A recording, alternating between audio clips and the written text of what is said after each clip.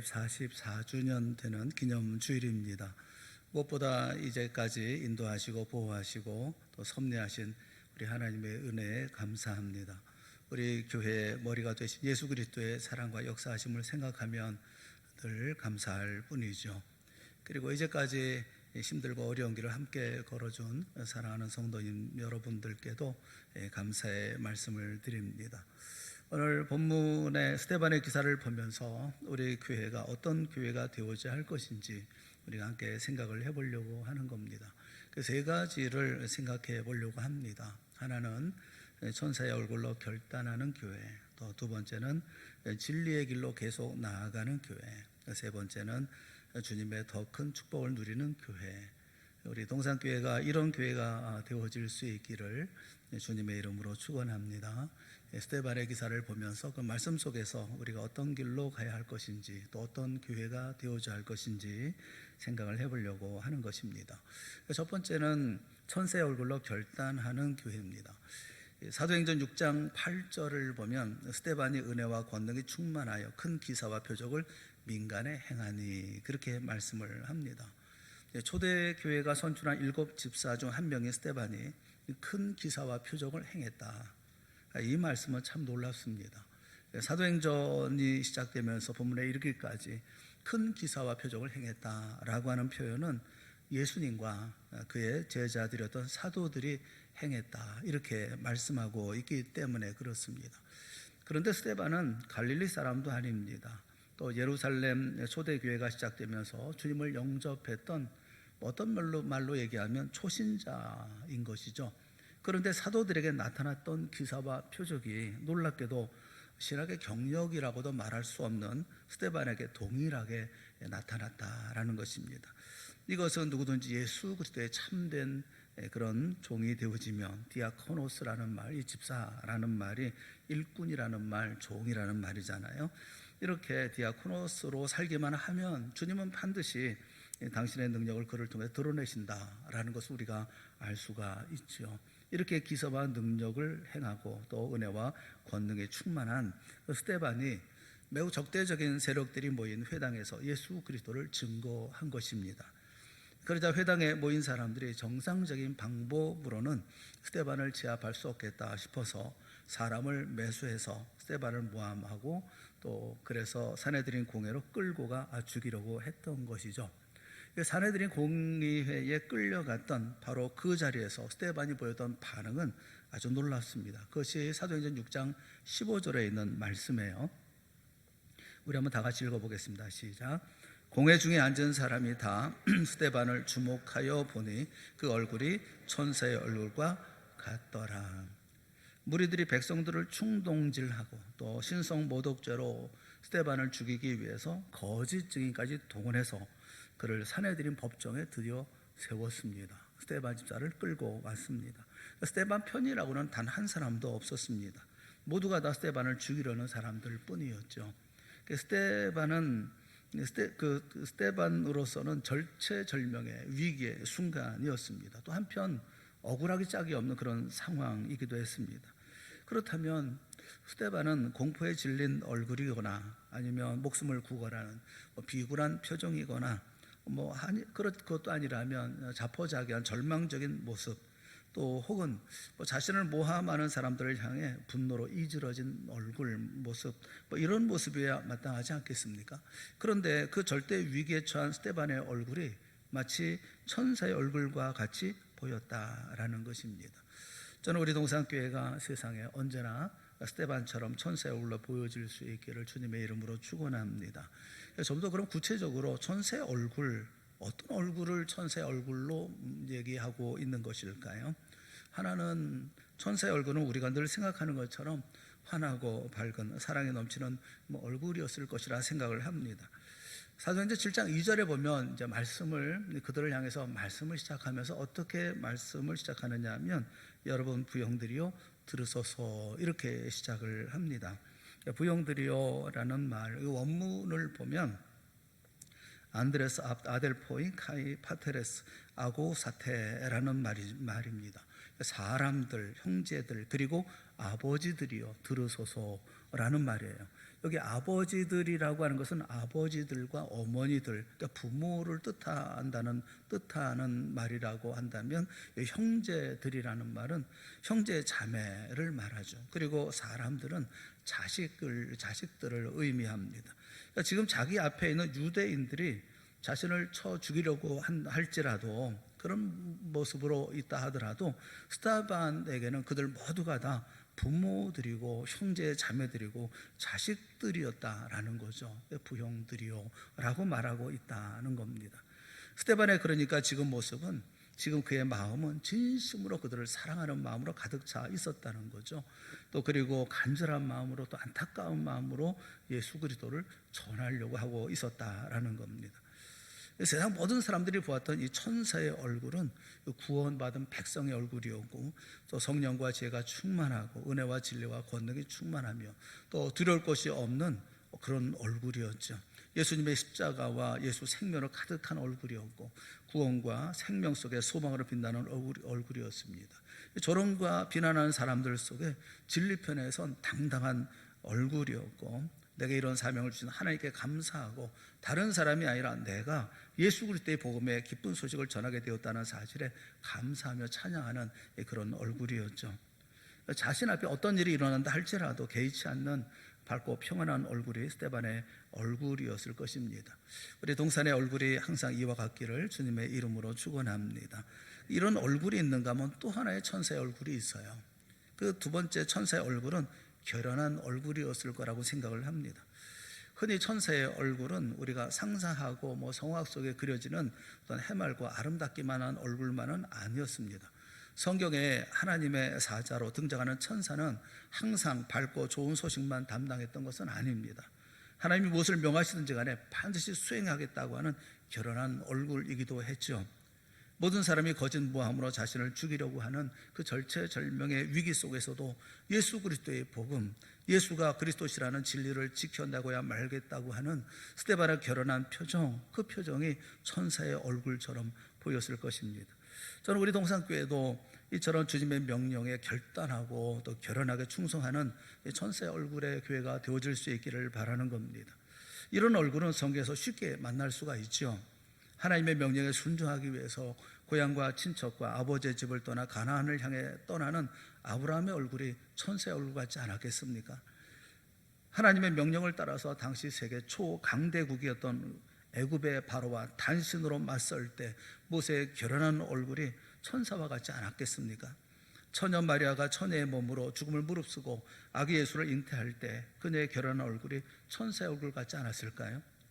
역사 속에서도 그런 얼굴은 발견할 수가 있죠. 마틴 루터가 거대한 권력 집단인 부패한 로마 카톨릭에 대항해서 종교 개혁의 기치를 결연하게 들었을 때 그의 얼굴은 천사의 얼굴처럼 보이지 않았을까요? 주기철 목사님이 신사참배를 강요하며 온갖 회의와 협박을 거부하고 또 결연하게 순교로 신앙의 정절을 지켜나갈 때, 그 마지막 순간을 맞을 때 그의 얼굴이 천사의 얼굴 같지 않았을까요? 온 힘을 다해서 진리를 결연하게 지키려는 얼굴보다 더 눈부신 얼굴은 없을 것입니다. 저는 우리 동산교회가 우리 주님 보시기에 결단하고 변함없이 충성하는 천사의 얼굴이 되어질 수 있기를 주님의 이름으로 축원합니다. 여러분, 스데반의 얼굴이 천사의 얼굴과 같았다고 하는 것은 뒤집어 말하면 그곳에 있었던 다른 사람들의 얼굴은, 스데반을 제외한 다른 사람들의 얼굴은 모두 마귀의 얼굴과 같았다, 이렇게 말할 수 있지 않겠습니까? 자신의 이익만을 추구하는 자들의 얼굴, 자기의 세력을 구축하려고 음모와 흉계를 마다하지 않는 얼굴, 다른 사람을 넘어뜨리고 짓밟고 높아지려고 하는 얼굴, 모두 마귀의 얼굴과 흡사하지 않습니까? 동산교회 설립 44주년을 맞아서 우리가 다시 결단할 수 있기를 바랍니다. 비록 마귀의 얼굴들 속에 있다 하더라도 하나님의 뜻에 순종하기 위해서 결연히 십자가로 향하시던 예수 그리스도의 얼굴을 우리도 지면 좋겠어요. 진리를 짓밟는 세상의 불의에 맞서서 가정과 교회와 세상 속에서 결연히 진리를 지켜내는 이 시대에 스데반이 되어질 수 있기를 주님의 이름으로 축원합니다. 첫째, 우리 교회가 어떤 교회가 되기를 간절히 바라는가 하면 천사의 얼굴로, 그래서 결단하고 결연한 모습으로 주님께서 주신 사명들을 감당해 나가는, 죽음도 두려워하지 아니하며 그 가운데 언제나 밝음으로 주의 역사를 만들어 나가는 그런 우리 동산교회가 되기를 바라는 것입니다. 두 번째는 진리의 길로 계속 나아가는 교회입니다. 스데반은 유대인이 십자가에 못 박아 죽인 예수님께서 부활하셨고 그분이 인간을 구원하기 위해 이 땅에 오신 구세주라는 사실을 전파하였습니다. 그러자 예수님을 신성 모독으로 죽였던 유대인들이 가만히 있지 않았죠. 그들은 거짓 증인을 내세우면서까지 스데반을 죽여 없애기 위해서 예수님에게 사형을 선고했던 사내들인 법정에 그를 고발했던 겁니다. 그 고발의 내용은 이런 거예요. 사도행전 6장 13절 14절 말씀을 우리 한번 다 같이 읽어보겠습니다. 시작. 거짓 증인 둘을 세우니 이르되 이 사람이 이 거룩한 곳과 율법을 거슬러 말하기를 마지 아니하는도다. 그의 말에 이 나사렛 예수가 이곳을 헐고 또 모세가 우리에게 전하여 준 규례를 고치겠다 함을 우리가 들었노라 하거늘. 여기 얘기하고 있는 이 거룩한 곳, 이곳은 예루살렘 성전을 말합니다. 유대인의 고발 내용은 스데반이 예루살렘 성전과 율법을 모독했다는 겁니다. 유대인들은 하나님이 예루살렘 성전 안에만 계시는 것으로 믿어왔습니다. 그래서 성전을 헐려고 했다라는 것만으로도 모두 죽여 마땅한 신성 모독범이었던 것이죠. 그러자 스데반은 그들의 잘못된 성전관을 아주 질타합니다.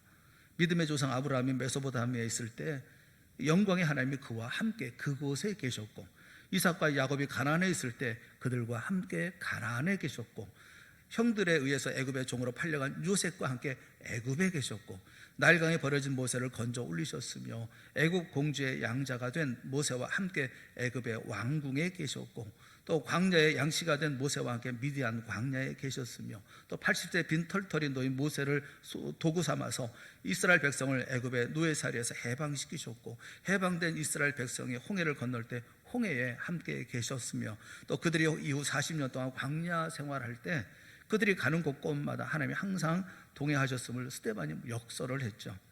하나님은 특정 공간에 갇혀 계시는 분이 아니라 시간과 공간을 초월하는 무소부재하신 분이심을 그들의 조상이 걸어온 역사를 통해서 입증하고, 그들이 전혀 잘못되었다고 하는 사실을 아주 강하게 질책을 했던 것입니다. 스데반의 증언은 거침이 없고 무섭기까지 합니다. 사도행전 7장 51절 52절 말씀해 보면 그는 이렇게 말합니다. 목이 곧고 마음과 귀에 할례를 받지 못한 사람들아, 너희도 너희 조상과 같이 항상 성령을 거스르는도다. 너희 조상들이 선지자들 중에 누구를 박해하지 아니하였느냐? 의인이 오시리라 예고한 자들을 그들이 죽였고, 이제 너희는 그 의인을 잡아준 자여 살인한 자가 되나니. 여기 의인은 예수 그리스도를 말합니다. 유대인의 잘못을 지적하는 선지자들을 배척하고, 그리고 예수님이 이 땅에 오시리라 예언한 선지자들을 아예 죽여버리기도 했습니다. 그것도 모자라 이제는 스데반을 고발하고 죽이려고 하고 있다는 겁니다. 스데반은 결론지어서 말하죠. 이것이 53절에 있는 말씀이에요. 너희가 천사가 전한 율법을 받고도 지키지 아니하였도다 하니라. 천사가 전한 율법을 받고도 지키지 않았다. 그 말을 들은 이들은 어떻게 반응합니까? 그들의 반응은 어떻습니까? 54절, 그들이 이 말을 듣고 마음에 찔려 그를 향하여 이를 갈거늘. 그 반응이었어요. 여기 마음이 찔렸다라고 하는 것은 잘못을 깨닫고 양심의 가책을 받았다라는 말이 아닙니다. 여기 마음이 찔렸다는 디아프리오라는 이 말은 마음이 온통 분노로 이글이글 거렸다는 겁니다. 화가 가득 차고 분노가 아주 팽배해져 있었다라는 그런 말입니다. 이를 간다는 브리코라는 말은 물어뜯는다는 말인데, 이것은 사람에게 사용되는 말이 아니라 짐승에게 사용되는 단어인 겁니다. 스데반의 말에 분노가 가득 차서 그 가슴 속에서 분노가 이글이글거리고 짐승처럼 이를 갈면서 으르렁거렸다는 겁니다. 그래서 57절 말씀에 보면 그들이 큰 소리를 지르며 귀를 막고 일제히 그에게 달려들어. 가슴 아픈 것은 57절 말씀을 보면서 가슴이 아픈 것은 그들이라는 말이고, 그리고 그에게라는 겁니다. 그들은 복수고 그에게는 단수입니다. 수많은 사람이 이 단 한 사람 스데반을 향해서 달려들었다라는 것입니다. 스데반의 목숨은 이제는 풍전등화와 같이 되어졌죠. 그리고 결국 이들은 스데반을 성 밖으로 내치고 돌로 쳤습니다. 여러분, 스데반은 이런 일이 벌어질 줄 몰랐을까요? 말씀을 전하면서 그는 걱정되지 않았을까요? 후환이 두렵지 않았을까요? 무섭지 않았을까요? 혹시 후일을 도모하고 조금 후퇴할 수도 있지 않았을까요? 젊은 스데반이었는데 다음에도 기회가 있지 않겠습니까? 스데반의 사역은 시작하자마자 금방 끝나버리는 것처럼 잠깐 타오르는 불꽃 같아서 아쉽기만 합니다. 굳이 이렇게까지 해야 하는 걸까요? 외국 여행을 하면서 호텔에 들어가면 제일 먼저 방문 안쪽에 부착되어져 있는 비상시 주의사항이 눈에 띕니다. 그 비상시 주의사항이 3가지인데 하나가 뭐냐면 Do not use lift. 그러니까 이 비상시에는 엘리베이터를 사용하지 마십시오 라는 말이고, 또 그 밑에 2번째는 walk, don't run. 뛰지 말라는 겁니다. 걸으라.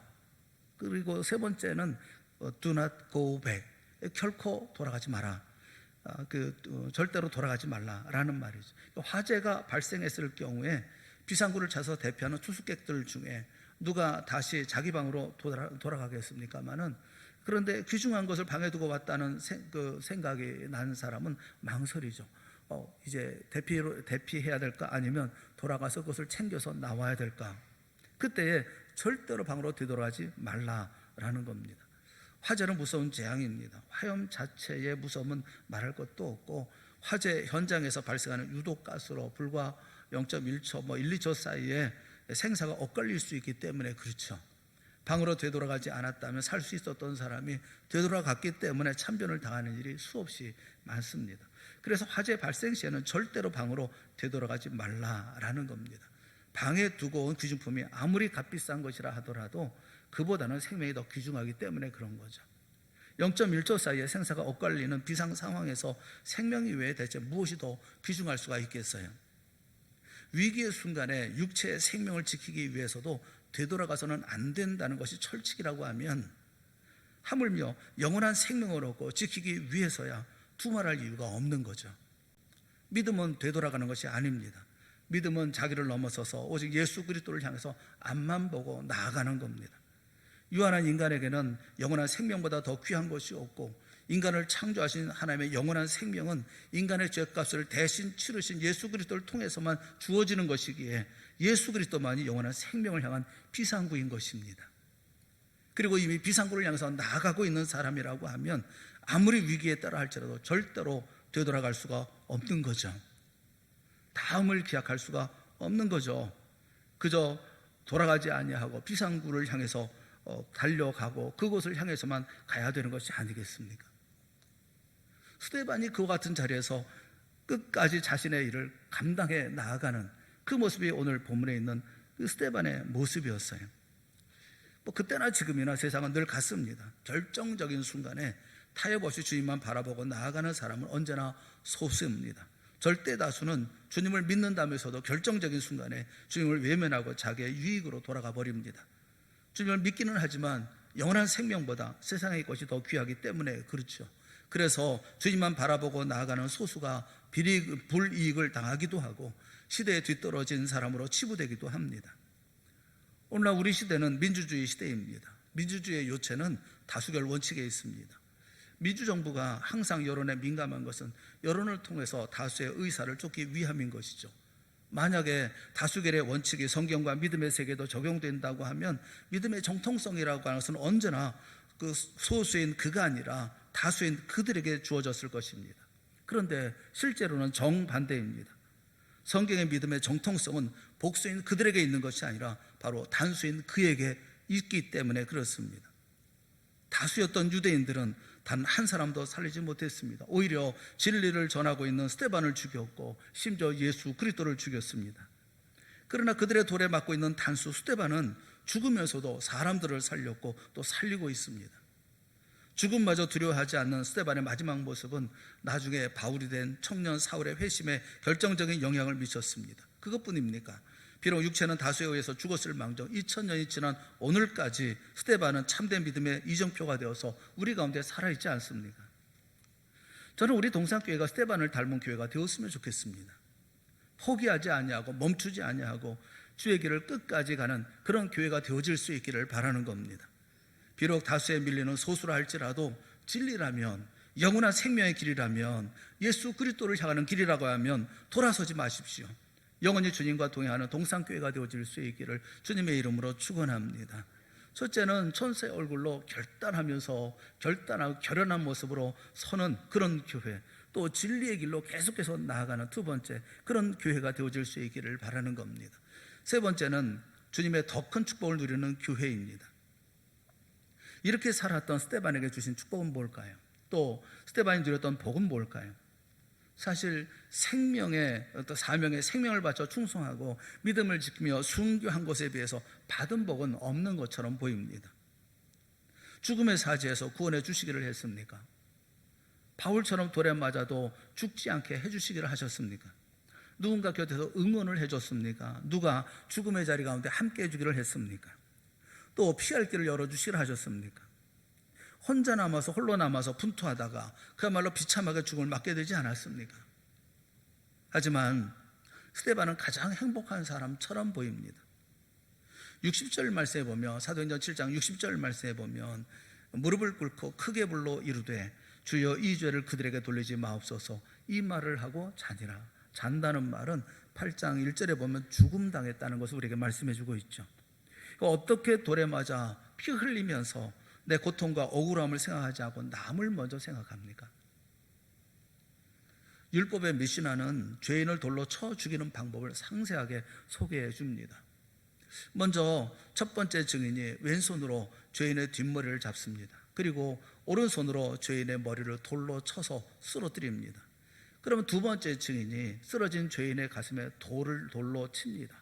그리고 그 다음에 주위에 모여있는 사람들이 죄인을 향해서 일제히 돌을 던집니다. 결국 죄인은 날아오는 돌세례 앞에 피투성이가 되어서 처참하게 죽는 것입니다. 스데반은 자신을 돌로 치기 전에 증인들이었던 자신들의 겉옷을 벗어서 사울이라는 청년의 발 앞에 두는 것을 보았을 것입니다. 그리고 첫 번째 증인이 자신의 머리를 잡고 돌로 쳐서 쓰러뜨리고 두 번째 증인이 돌을 들어 자신의 가슴을 치는 모습을 보았을 것입니다. 스데반은 증인 사울의 얼굴도 첫 번째 증인의 얼굴도 두 번째 증인의 얼굴도 똑똑히 보았을 것이고 그들과 눈이 마주쳤을 것입니다. 그런데 그 아픔과 그 고통 속에 쓰러지면서 스데반은 먼저 주님을 향해 부르짖습니다. 주 예수여 내 영혼을 받으시옵소서. 그리고는 다시 무릎을 꿇습니다. 그리고 크게 외칩니다. 주여 이 죄를 그들에게 돌리지 마옵소서. 그들이란 손에 돌을 든 사람들만 아니라 자신을 돌로 친 첫 번째 증인과 두 번째 증인도 다 포함되어져 있었을 것입니다. 천사의 얼굴이었던 스데반의 얼굴이 이제 이와 같은 험악한 상황에서 크게 일그러지면서 그러면서 주님을 향해서 외쳤을까요? 그렇지 않았을 것 같습니다. 아마도 평안한 얼굴이 아니었을까 싶습니다. 소망이 넘치는 얼굴이 아니었을까 싶습니다. 어쩌면 기쁨이 넘쳤을 얼굴이었을지도 모릅니다. 그 왜 그렇습니까? 55절 56절의 말씀을 보면 그렇게 보여집니다. 우리 한번 다 같이 읽어보겠습니다. 시작. 스데반이 성령 충만하여 하늘을 우러러 주목하여 하나님의 영광과 및 예수께서 하나님 우편에 서신 것을 보고 말하되 하늘이 열리고 인자가 하나님 우편에 서신 것을 보노라 한데. 사랑하는 여러분, 스데반은 남들의 손에 의해서 생명을 잃게 되는 정말 숨조차 쉴 수 없는 무섭고 두려운 순간 스데반은 주님의 뜨거운 사랑을 경험합니다. 성령께서 그에게 충만히 구해 주십니다. 그의 영의 눈이 열립니다. 하늘을 우러러 주목하자 하나님의 그 크신 영광이 보입니다. 그리고 그토록 사랑하는 주님이 그 우편에 하나님 우편에 서신 것이 보입니다. 아마도 두 팔을 벌리시고 어서 오너라 환하게 웃으시면서 고생 많았다, 수고 많았다 말씀하시는 주님의 음성을 들었을지도 모르겠습니다. 순간 그의 가슴에 벅차오르는 기쁨은 말로 형용할 수 없었을 것입니다. 어쩌면 스데반은 세상 그 누구보다도 이 순간은 가장 행복한 그런 사람이었을 것입니다. 목회를 하면서 경험으로 체득한 하나님의 축복의 법칙이 있다고 생각을 합니다. 하나님께서 우리에게 복을 주시는 법이 있겠다는 생각이 들어요. 말씀을 보고 또 목회를 하고 성도들을 보면서 그런 생각을 갖습니다. 그것이 총량 가산의 법칙. 총량 가산의 법칙이란 어디 나오질 않아요. 그냥 저 혼자 붙여본 거예요. 총량은 변하지 않는다는 겁니다. 그리고 거기 가산이 되는 법칙이 하나님 복 주시는 방법이라고 생각이 되어집니다. 사랑하는 여러분, 주님이 우리를 사랑하시는 총량, 하나님께서 우리를 사랑하시는, 나를 사랑하시는 총량, 베푸시는 총량은 모두가 다 똑같습니다. 누가 더 많이 사랑받고 누구는 덜 사랑받고 할 것이 없어요. 누구에게 더 은혜를 베풀고 누구는 은혜를 덜 받고 그런 것은 없어요. 어거스틴은 그런 얘기를 했어요. 주님은 나를 사랑하시되 온 세상 모든 사람 가운데 오직 나만 사랑하시는 것처럼 우리 모두를 사랑한다 라고 얘기했어요. 저는 그 말에 동의해요. 주님은 나를 사랑하십니다. 온 세상 모든 사람 가운데 오직 나만 사랑하시는 것처럼 나를 사랑하십니다. 그런데 이런 사랑으로 우리 모두를 사랑한다. 주님의 우리를 향하신 사랑은 경중을 따질 수 없는 최고의 사랑을 베풀어 주시기 때문에 그렇습니다. 주님은 우리에게 최고의 사랑을 베풀어 주십니다. 그 최고의 사랑에 높고 낮음이 있고 많고 적음이 있습니까? 생명을 버려 구원해 주신 사랑에 더하고 덜할 것이 뭐가 있습니까?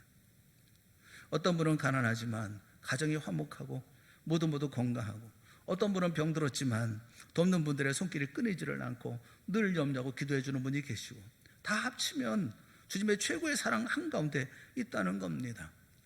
더할 것도 없고 덜할 것도 없는 그 사랑을 내가 다 받고 있다는 거죠. 이게 총량 모두가 똑같다는 겁니다. 남들을 원망할 것도 없어요. 불평할 것도 없습니다. 뭐 주니 안 주니 그럴 것도 없어요. 그가 당연히 줘야 할 것을 준다면 감사할 것이지만 주지 않는다면 주님이 주실 것 아니겠습니까? 총량에는 변화가 없기 때문에요. 대접을 하니 대접을 해주니 안 해주니 할 것도 없어요. 그가 대접하지 않으면 우리 주님이 대접해 주실 텐데 뭐가 걱정입니까? 어떤 분이 그런 우스갯소리를 하신 적이 있어요. 이 목사, 절간의 중들도 11조 하는 거 알아? 무슨 말씀이세요? 자기들이 모를 뿐이지 하나님이 다 가져가신다니까. 그러면서 이런 말씀을 하시더라고요. 세상 모든 사람들이 다 11조를 해. 다만 자기가 알고 11조를 하는 사람들이 있고 모르고 11조를 하는 사람들이 있을 뿐이지. 듣고 보니 그럴 것 같아요. 주님이 내려주시는 복의 총량은 변함이 없어요. 우리가 주님 앞에 드리는 것도 다름이 없어요. 허물의 변화가 없어요. 많이 드리든 적게 드리든 내게 남는 것은 늘 동일하기 때문에 그렇습니다. 하나님의 것은 늘 하나님의 거예요. 총량은 다름이 없어요. 주시는 은혜도 우리가 드릴 때에도 다 똑같이. 제가 느낀 경험이라는 게 성경에 나오는 말씀이 아니고 공연히 이렇게 받아들이시면 안 돼요. 제가 경험해 보니까 그렇더라고요. 다르지 않더라고요. 자기가 안 한다고 해서 그것이 그만큼이 또 사용되거나 없어지거나 그러지 않는 게 아니더라고요. 다 하나님께 드리든 안 드리든 중요한 거는 하나님께 드리는 내가 알고 아니면 내가 모르고 뭐 그 차이밖에 없는 것 같아요. 그런데 말라기 3장 10절 말씀에 보면 이렇게 말씀하고 있죠. 우리 한번 읽어보겠습니다. 다 같이 시작. 만군의 여호와가 이르노라 너희의 온전한 11조를 창고에 들여 나의 집에 양식이 있게 하고 그것으로 나를 시험하여 내가 하늘문을 열고 너희에게 복을 쌓을 것이 없도록 붙지 아니하나 보라. 여기 총량의 법칙에 좀 문제가 변화가 생기는 그런 일들이 있어요. 총량에는 변화가 없어요. 그런데 힘을 다해서 온전한 11조를 드리면 그 총량에 더해 주신다 약속을 하고 계세요. 그래서 제가 총량의 법칙이 아니라 총량 가산의 법칙이 있다 이런 생각이 들더라고요. 하나님 앞에 헌신하고 최선을 다해서 더 온전한 하나님 앞에 헌신을 하고 하나님 앞에 드릴 때 하나님은 우리가 받는 것 이상의 더 많은 것으로 채워주시고 쌓을 곳이 없도록 쌓을 만한 곳에 우리가 다 채워주시는 거 아니겠어요? 근데 쌓을 곳이 없도록 부어주시는, 넘치게 주시는, 넘친다는 게 뭐겠어요? 받는 것 이상의 것을 주신다는 거 아니겠어요? 그래서 가산이 되는 거구나 그런 생각이 들어요. 저는 참 안타까운 것이 저는 여러분이 11조 하라 말 안 해요. 감사헌금 하라 말 안 해요. 그건 여러분이 믿음의 분량대로 하는 건데 제가 강요하고 할 문제는 아니잖아요. 하지만 내가 기쁜 마음으로 온전하게 하나님 앞에 드리면 하나님께서 더 많이 채워주신다고 하는 것을 제가 분명히 믿기 때문에 말씀드리는 거예요. 저는 우리 동산교회가 더 많이 드리고 더 많이 헌신하고 더 많이 충수하고 더 많이 섬기고 더 많이 땀과 눈물을 흘리는 그런 교회가 되어질 수 있기를 바라는 겁니다. 그래서 우리가 받게 될 복보다 더 많은 복을 누리는 우리 동산교회가 되어질 수 있기를 주님의 이름으로 축원합니다. 오늘은 우리 동산교회 설립 44주년이 되는 날입니다. 지난 44년 동안 우리 주님의 보호하심과 도우심과 붙드심으로 여기까지 왔어요.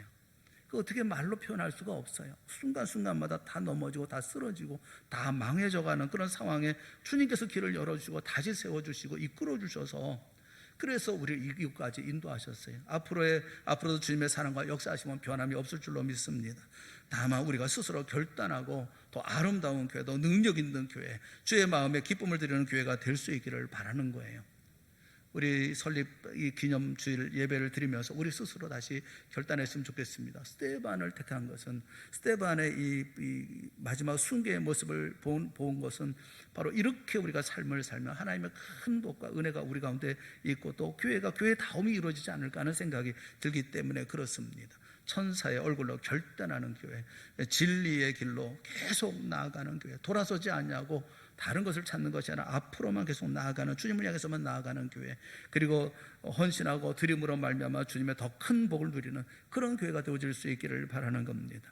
44조를 맞이하고 앞으로 미래를 향해서 나아가는 우리 동산교회가 이런 교회가 되어질 수 있기를 주님의 이름으로 축원합니다. 함께 기도하겠습니다.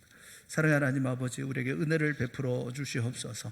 내게 주어진 인생의 모든 삶 속에 원망과 불평과 그리고 핑계와 여러 가지 이유를 우리가 얘기하며 하나님 앞에 원망하는 저희가 되지 않게 하여 주시옵소서. 보다 나은 하나님께서 주신 믿음의 삶을 살아가는 저희 모두가 되어질 수 있도록 은혜 베풀어 주시옵시고, 스데반처럼 후회 없이 주의 역사를 이루어 나가는 우리 동산교회가 되어질 수 있도록 인도하여 주시옵소서. 44년 하나님께서 인도하시고 지켜주시고 보호하여 주시고 우리 주님께서 언제나 주인 되어 주셔서 감사합니다. 앞으로도 이와 같은 놀라운 역사 이루어 주실 줄을 믿습니다. 다만 우리 성도들이 정신 차려 하나님 앞에서 더 아름다운 믿음의 삶을 만들어가는 저희 모두가 되게 하여 주시옵시고, 더 큰 복을 누리는 귀한 교회, 그리고 예수 그리스도를 향해 달려가려 쉬지 않는 교회, 천사의 얼굴로서의 삶을 변하고 포기하지 아니하고 끝까지 주의 역사 이루어 나가는 우리 동산교회가 되어질 수 있도록 인도하여 주시옵소서. 주께서 큰 복으로 큰 역사로 함께하여 주실 줄을 믿사옵고 예수님의 이름으로 기도드리옵나이다. 아멘. 우리 다 같이 자리에서 일어나셔서 우리 351장